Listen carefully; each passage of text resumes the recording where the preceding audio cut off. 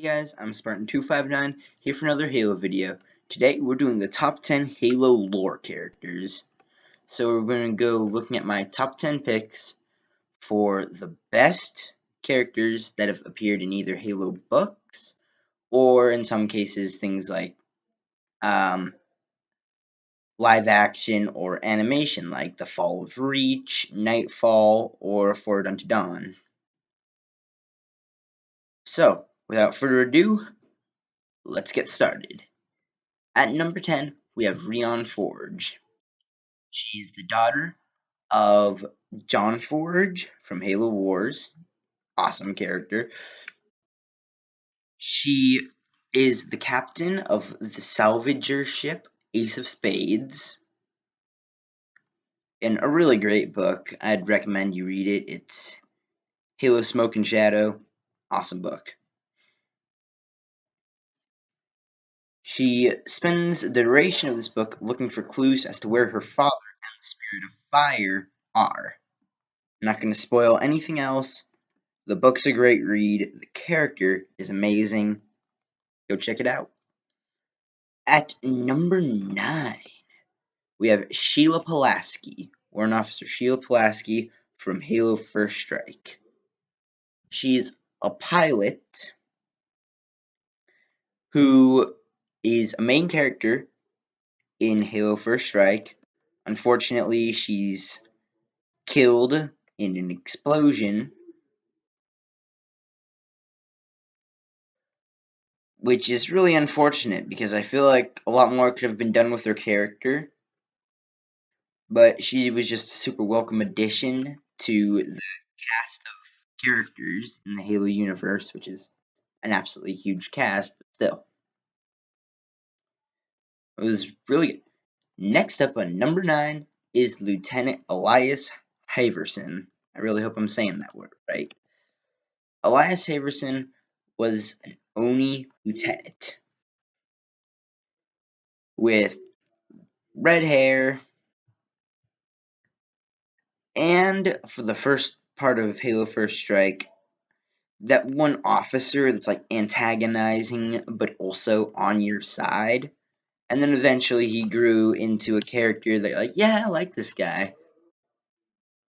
Even though he shot an engineer. Unfortunately, he was killed at the tail end of the book in a nuclear explosion which took out 500 Covenant cruisers with the help of Vice Admiral Danforth Whitcomb, who will appear later on this list. Basically died doing a noble sacrifice, which I'm a big sucker for. My friends who will be watching this might know that. But yeah, we have next up Malcolm, or for short, Mal, from the Kilo 5 trilogy.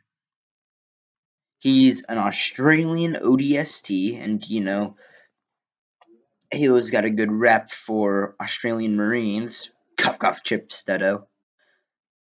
And he is basically comedic relief, and yeah, he has his best friend Vaz, or Vasily, at his side pretty much the entire book. Sorry, I forgot to add the S at the end. And it just really lightens the mood, especially in Halo Glasslands. Also a good read, but not as good as Smoke and Shadow. Anyway, who is up next? Let's see. The next on our list is Lieutenant Melissa McKay. Now, she is an ODST lieutenant who is most notable for her contributions to the battle on Alpha Halo, or Installation 04, whichever one you prefer. She died also in a heroic sacrifice, bringing down the Truth and Reconciliation when Major Antonio Silva was trying to bring it back to Earth with flood specimens aboard, which would have probably wiped out all of Earth, and that's a bad thing, a very bad thing. Where she blew it up from the inside. So Halo the Flood is where I'm getting that information. Also, another good book, which I highly recommend you guys read. Yeah, I know I'm a lore nerd. Yep. Next up is another ODST, Phasian. I honestly don't know why I like this character so much. He's a character in Halo the Cole Protocol. I like one of the reasons I might like him is because of his relationship with Lieutenant Keyes, or later Captain Keyes, but at this point, and he basically made Keyes an honorary member of the ODST because he saved him and most of his men in from an exploding cargo ship that was actually an insurrectionist trap. So yeah, that's one of the reasons I like him, and just because I love ODSTs, that's probably another reason. I'm pretty biased towards ODST characters, I guess. Next up is Spartan Will. Again, I don't really know why I like him, except for the fact that he got some pretty good lines in Halo First Strike and Halo Ghosts of Onyx and just a bunch of other stuff. Will was a member of Blue Team, and he is, of course, proficient at hand-to-hand combat and explosives.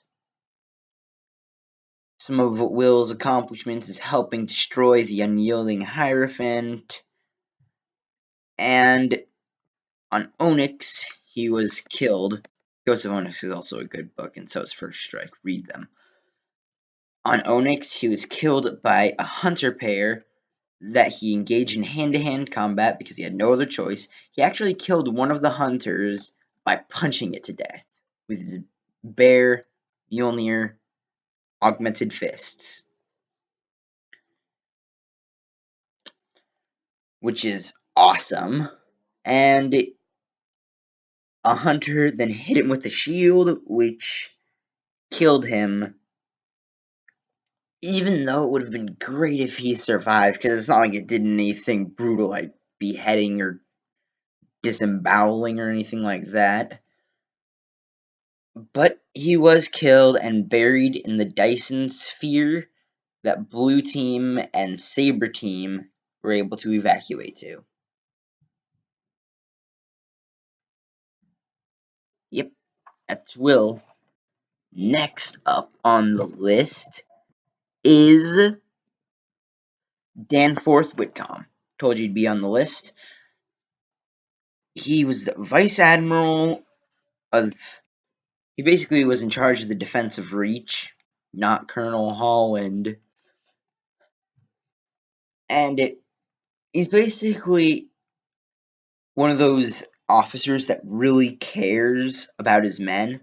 In First Strike, when Kelly is wounded, actually that's multiple times, but the first time, when Kelly is severely wounded, and he tells Halsey to treat her not on the bridge of their captured Covenant destroyer, Ascendant Justice, Halsey looks like she wants to kill him, and the book says that Danforth would have loved to kneel by her side and hold her hand if it would have helped, but he needed to focus on the greater task at hand, and he couldn't have any distractions. The book also says that he loved all the men and women under his command, so just a really nice guy. He and Lieutenant Haverson were really responsible for destroying the unyielding Hierophant by drawing all of the 500 cruisers near the Ascendant Justice, and blowing it up. But the surviving Spartans and Johnson were able to get away because of the fact that they were on the UNSC Gettysburg. So yeah, noble sacrifice. Huge sucker for those. Next up is Chief Petty Officer Mendez. This guy is responsible for training the Spartan 2s and the Spartan 3s. He's sometimes very humorous and also very serious. He's like that coach that really had an impact on you when you played football. You know what I mean? Just respected and also feared among the Spartans. Basically like a father figure to them. And I just find him as an altogether admirable character who really is just well written and just amazing. He's in some of his notable appearances are in Halo: The Fall of Reach, Halo: Ghosts of Onyx, and Halo: Glasslands, all of which are good books. And number one on the list, the moment you've all been waiting for. Da-da-da-da. His name is Cade. Just like me. Yep, that's my name. So, there's my instant bias. He's also in Halo: Smoke and Shadow. He's an ex-Marine that fought during the Human Covenant War. The book says that he had killed tons of grunts and jackals, even a few elites, which is very impressive for a Marine who isn't an ODST. He uses an assault rifle along with different types of grenades, and is the love interest of Rion Forge. So that is an interesting bit. But he has a fear of hunters and has killed not a pair, but just one. So yeah, there's my list of the top 10 Halo lore characters. Let me know what you thought of it in the comments below. And until then, to the next one, I'll see you later. Peace.